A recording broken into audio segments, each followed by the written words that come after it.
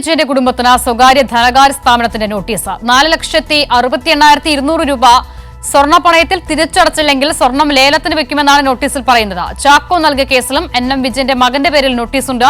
ആത്മഹത്യ ചെയ്യേണ്ടി വന്നാൽ IC ബാലകൃഷ്ണൻ MLA ആണ് ഉത്തരവാദിയെന്ന് കുടുംബം പറഞ്ഞു. കണ്ടില്ലെന്ന് നടിക്കുകയാണ് കോൺഗ്രസ് നേതൃത്വമെന്നും കുടുംബം ആരോപിക്കുകയാണ്. PV ജോഷില തയ്യാറാക്കിയ റിപ്പോർട്ടിലേക്ക്. കോൺഗ്രസ് പാർട്ടിക്ക് വേണ്ടി കടബാധ്യതകൾ ഉണ്ടാക്കുകയും അവസാനം ഈ കടബാധ്യതകൾ മനംനൊന്ത് ആത്മഹത്യ ചെയ്യുകയും ചെയ്ത NM വിജയന്റെ കുടുംബം, ഈ കുടുംബത്തെ ഇപ്പോഴും കോൺഗ്രസ് പാർട്ടി പൊരിവെയിലത്ത് നിർത്തിയിരിക്കുകയാണ് എന്ന് വേണം പറയാൻ. അതായത് ഈച്ചറ വാര്യർ പണ്ട് പറഞ്ഞതുപോലെ എന്തിനാണ് എൻ്റെ മകനെ ഇപ്പോഴും മഴയത്ത് നിങ്ങൾ നിർത്തുന്നത് എന്ന് ചോദിച്ചതുപോലെയാണ് ഇപ്പോഴത്തെ അവസ്ഥ. NM വിജയന്റെ കുടുംബത്തിന്റെ അവസ്ഥ എന്ന് വേണം പറയാൻ. അവരുടെ വീട്ടിലേക്ക് ഇപ്പോഴും പണം ചോദിച്ച് ആളുകൾ വന്നുകൊണ്ടിരിക്കുകയാണ്. അതുപോലെ തന്നെ പല ബാങ്കുകളിൽ നിന്നും നോട്ടീസുകൾ വന്നുകൊണ്ടിരിക്കുകയാണ്. അത് NM വിജയന്റെ മൂത്ത മകൻ വിജേഷിന്റെ പേരിലേക്ക് വന്നുകൊണ്ടിരിക്കുകയാണ്. അതേസമയം തന്നെ നേരത്തെ ബാങ്കിൽ ജോലി തരാം എന്ന് വാഗ്ദാനം ചെയ്ത് പണം വാങ്ങിയ ചാക്കോ നൽകിയ ഒരു കേസ് ഉണ്ടായിരുന്നു. ആ കേസ് ഇപ്പോൾ വിജേഷിന്റെ പേരിലേക്ക് മാറ്റി വരുന്ന അവസ്ഥയിലേക്ക് മാറിയിരിക്കുകയാണ്.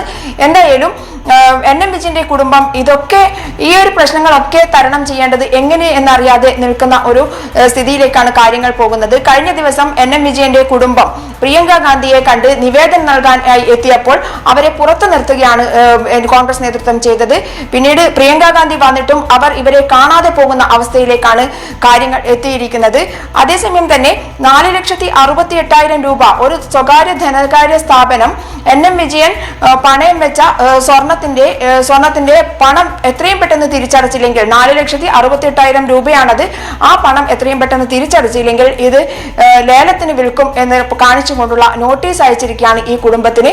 എങ്ങനെ ഈ കടബാധ്യതകളൊക്കെ തീർക്കും എന്നറിയാതെ നോക്കി നിൽക്കുകയാണ് കുടുംബം എന്ന് വേണം പറയാൻ. അതേസമയം തന്നെ NM വിജയൻ നേരത്തെ പണം വാങ്ങിച്ചിരുന്ന ഉദ്യോഗം നൽകാം, സഹകരണ ബാങ്കിൽ ഉദ്യോഗം നൽകാം എന്ന് പറഞ്ഞ് പണം വാങ്ങിച്ചത് ND അപ്പച്ചന് നൽകാനായിരുന്നു എന്നുള്ളത് NM വിജയൻ തന്റെ ആത്മഹത്യാ കുറിപ്പിൽ എഴുതിയിരുന്നു. എന്നാൽ ND അപ്പച്ചൻ അടക്കമുള്ള കോൺഗ്രസ് നേതൃത്വം ഇതൊന്നും തന്നെ ഗൗനിച്ചില്ല എന്നുള്ളതാണ്.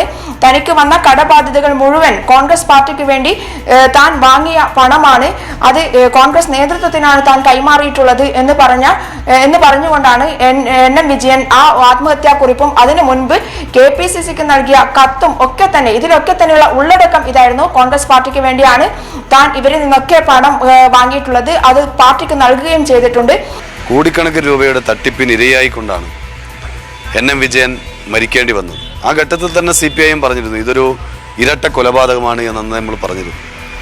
ആ കുടുംബത്തിൽ അവശേഷിക്കുന്നവരെ കൂടെ മരണത്തിലേക്ക് തള്ളിവിടുന്ന രൂപത്തിലുള്ള നിലപാടാണ് ഇപ്പോൾ ഇവർ സ്വീകരിച്ചുകൊണ്ടിരിക്കുന്നത്. നിരന്തരം ആളുകൾ പണത്തിന് വേണ്ടി വരുന്നു, ബാങ്കിൽ നിന്ന് നോട്ടീസ് വരുന്നു, വല്ലാത്ത പ്രയാസമാണ് അവരെ അഭിമുഖീകരിക്കുന്നത്. ആ കുടുംബം നമുക്കറിയാം വലിയ പ്രയാസം ഇതിനിടയിൽ തന്നെ അഭിമുഖീകരിച്ചവരാണ്. എന്നാൽ ഈ പണം ഒന്നും തിരിച്ചു നൽകാനോ ഇതിനൊരു പരിഹാരം കാണാനോ കോൺഗ്രസ് നേതൃത്വം ഇതുവരെ തയ്യാറായിട്ടില്ല. അതുകൊണ്ട് തന്നെ ഇനി എങ്ങോട്ട് പോകണം എന്നറിയാത്ത അവസ്ഥയിലാണ് കുടുംബം നിൽക്കുന്നത്. ചാക്കോയുടെ കേസ്